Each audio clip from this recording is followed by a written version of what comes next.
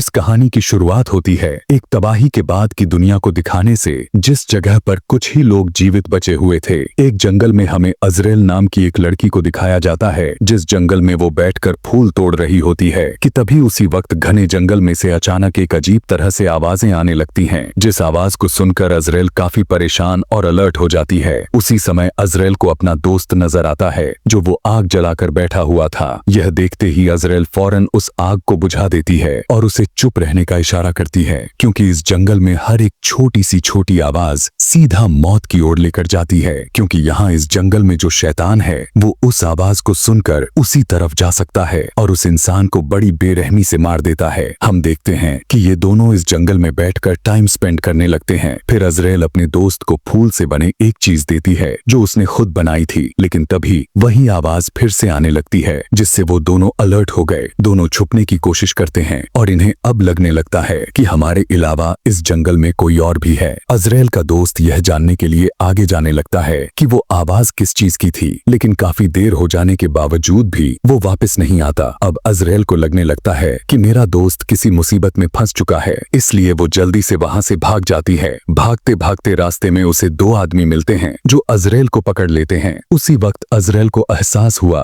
कि उसके दोस्त को भी किसी ने पकड़ लिया है। इन दोनों को अलग अलग गाड़ी में डालकर ये लोग कहीं लेकर जाने लगते हैं। यहाँ पर अजरेल गाड़ी से बाहर निकलने की कोशिश तो करती है, लेकिन उसकी कोशिश नाकामयाब रहती है। अजरेल को एक जगह पर लाकर बांध दिया जाता है। वहाँ पर पहले से कुछ और भी लोग थे। उनमें से एक लड़की भी थी जिसका नाम जोसेफाइन था। वो चाकू से अजरेल के पैर पर एक कट लगाकर उसे जख्मी कर देती है, जिससे उसका खून बहने लगता है। यह कर कर सभी के सभी अजीब तरह से मंत्र पढ़ना स्टार्ट कर देते हैं। यह देखकर अजरेल को समझ आ जाती है ये सभी कल्ट का हिस्सा हैं, यानी जादू टोना करने वाले ग्रुप का हिस्सा, और ये सभी एक रिचुअल जादू कर रहे हैं और ये शैतान की पूजा करते हैं। कि तभी अजरेल को एक शैतान नजर आता है जिसका शरीर ऐसा था जैसे वो पूरी तरह से जला हुआ हो। उसे देखकर अजरेल अपनी जान बचाने के लिए वहां से भागने की कोशिश करने लग जाती है। जहां पर बांधी गई थी वहां से अपने हाथ को छुड़वाने की कोशिश करने लगती है और काफी कोशिश के बाद वो कामयाब हो भी जाती है। और इससे पहले कि वो वहां से भाग पाती, कल्ट का एक लड़का आकर अजरेल को पकड़ लेता है और उसे फिर से बांधने की कोशिश करने लगता है, लेकिन अजरेल एक लकड़ी उठाकर उसके गले में घुसा देती है, जिससे उसके गले से काफी खून बहने लगा। कि तभी वही शैतान उसके पास आकर उसके खून को पीने लगता है और उसे काट काट कर खाने लग जाता है।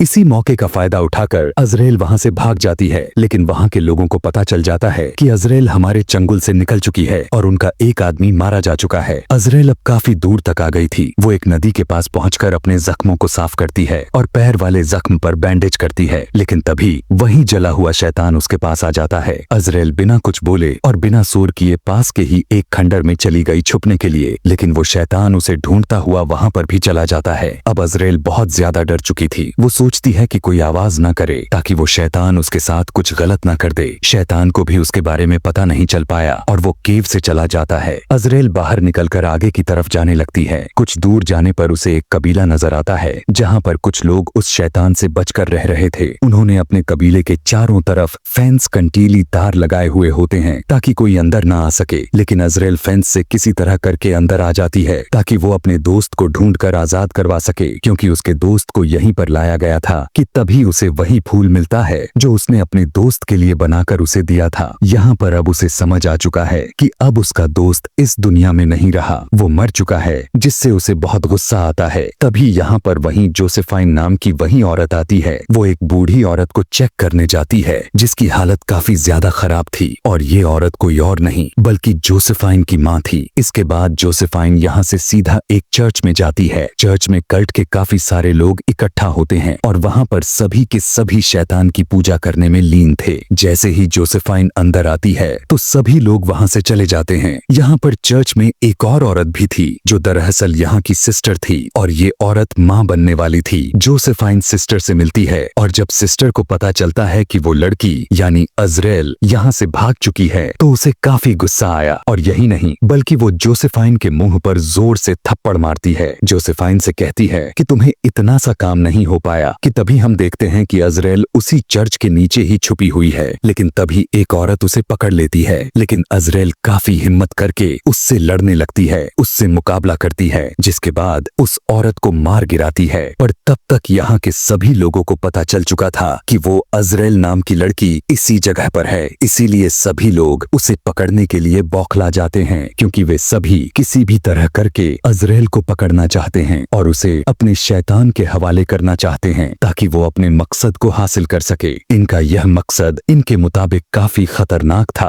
अब वो क्या था, इसका जवाब हमें आगे जाने के बाद ही पता चलेगा। और अब अजरेल को भी पता चल जाता है कि वे सभी लोग मिलकर उसे ढूंढ रहे हैं। खुद को बचाने के लिए वो वहां से भागते हैं, लेकिन उसका पैर फेंस में काफी बुरी तरह फंस जाता है। किसी तरह वो अपना पैर निकालकर जंगल की तरफ भाग जाती है और वो बिना पीछे देखे हुए सिर्फ भागती रहती है। और वो काफी दूर तक आ चुकी थी, रात भी हो गई थी और वो काफी थक भी चुकी थी। इसीलिए वो एक पत्थर के पास रुक जाती है आराम करने के लिए, लेकिन पत्थर के पास ही एक और शैतान बैठा हुआ था।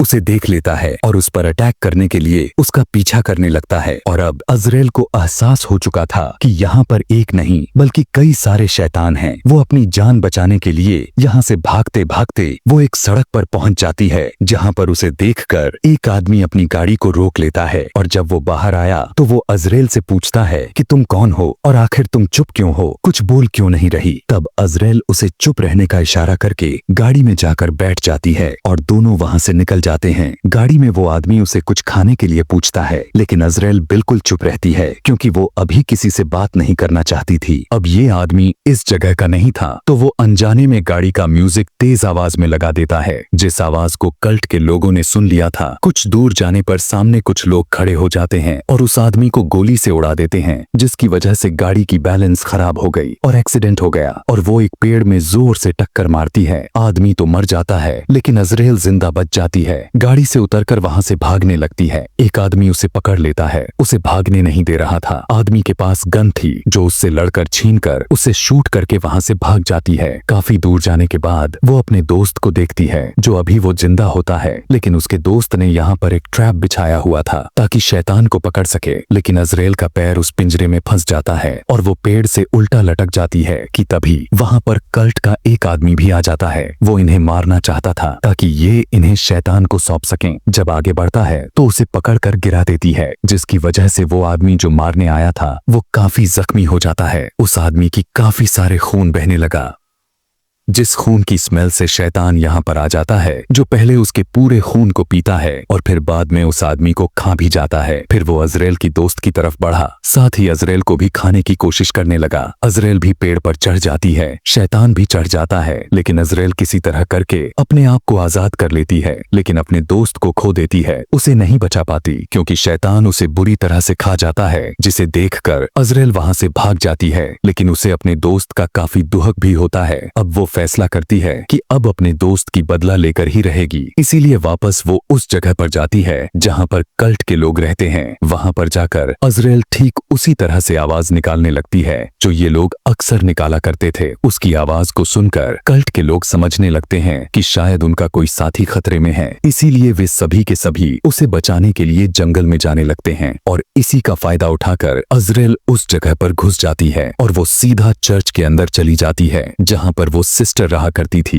अजरेल के पास गन थी, जिस गन को उसी सिस्टर के ऊपर पॉइंट कर देती है, लेकिन तभी सिस्टर उसे इशारा करते हुए बताती है कि वो तो प्रेग्नेंट है, इसीलिए तुम मुझे नहीं मार सकती। कि तभी अचानक से सिस्टर अजरेल पर ही हमला कर देती है, जिससे वो काफी जख्मी हो जाती है। जिसके बाद कल्ट के लोग भी वहां आ जाते हैं और उसे पकड़कर अपने साथ लेकर जाते हैं और अजरेल को जिंदा ही ताबूत में डालकर जमीन में गाड़ दिया जाता है, जिसकी वजह से वो काफी ज्यादा घबरा जाती है, डर जाती है। अजरेल को अब एहसास होने लगता है कि अब वो वहां से नहीं निकल पाएगी, बुरी तरह से यहाँ पर फंस गई है, बाहर निकलने का कोई रास्ता भी नहीं है। लेकिन तभी वो देखती है कि जहाँ पर वो दफन है वहां पर एक सुरंग जाते हुए दिखाई देती है। लेकिन डरा देने वाली बात यह थी कि उसी में शैतान रहते हैं। अजरेल काफी डरते हुए उस सुरंग के रास्ते से होते हुए जाने की कोशिश करने लगती है। यहाँ पर काफी अंधेरा भी था। आगे जाने पर पता चलता है कि यहाँ रहने वाले शैतानों ने मुझे देख लिया है, इसीलिए वे शैतान उसके पीछे पड़ जाते हैं। इसीलिए वो वापस भागकर उसी जगह पर चली जाती है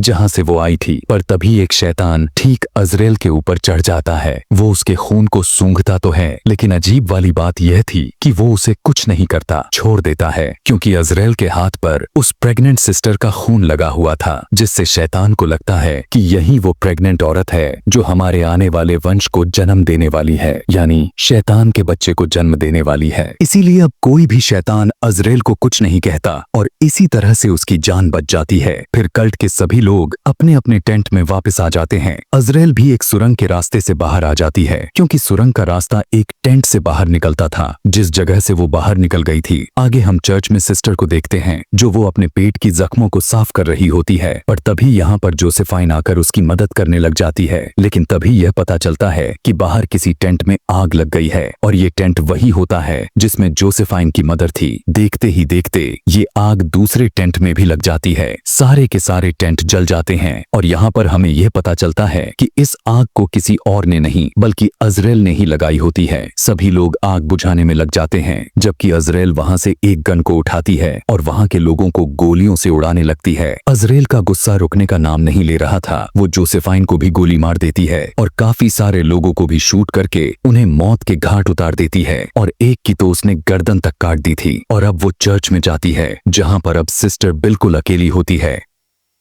यहाँ आते ही दोनों के बीच में घमासान लड़ाई शुरू हो जाती है। यहाँ पर हमें तो पता था कि सिस्टर प्रेग्नेंट थी, लेकिन इसके बावजूद भी वो अजरेल पर भारी पड़ रही थी। वो अजरेल को मारने की कोशिश करती है कि तभी सिस्टर की तबीयत बिगड़ जाती है, यानी अब उसे उस शैतान को जन्म देने का टाइम हो गया था। लेकिन तभी यहाँ पर जोसेफाइन भी गन लेकर आ जाती है, क्योंकि वो मरी नहीं थी, बस गोली लगने की वजह से जख्मी हो गई थी। जोसेफाइन अजरेल पर गोली चलाती तो है, लेकिन वो किसी तरह बचकर छुप जाती है। पर अब अजरेल जोसेफाइन पर हमला कर देती है और इन दोनों में फिर से खतरनाक लड़ाई हो जाती है कि तभी अजरेल एक बड़ी सी चाकू को उठाकर जोसेफाइन के गर्दन पर ही मार देती है, जिससे जोसेफाइन वहीं पर अपना दम तोड़ देती है। जिसके बाद अब बारी थी सिस्टर की, लेकिन सिस्टर ने अपने बच्चे को पैदा कर दिया होता है, लेकिन अब उसे खुद अपने बच्चे से डर लगने लगता है। वो उसी चाकू को उठाकर अपना ही गला काट लेती है, जिससे उसकी वहीं पर मौत हो जाती है। और अब अजरेल उस बच्चे को देखने के लिए आगे जाती है और उसे अपने हाथ में लेने की कोशिश करने लगती है। साथ ही हम चर्च के बाहर देखते हैं कि बहुत सारे शैतान वहां पर आ जाते हैं। यहाँ पर हमें पता चलता है कि वो बच्चा एक बच्चे की तरह नहीं, बल्कि उसका चेहरा एक बकरी की तरह था और उसका काफी ज्यादा भयंकर रूप था।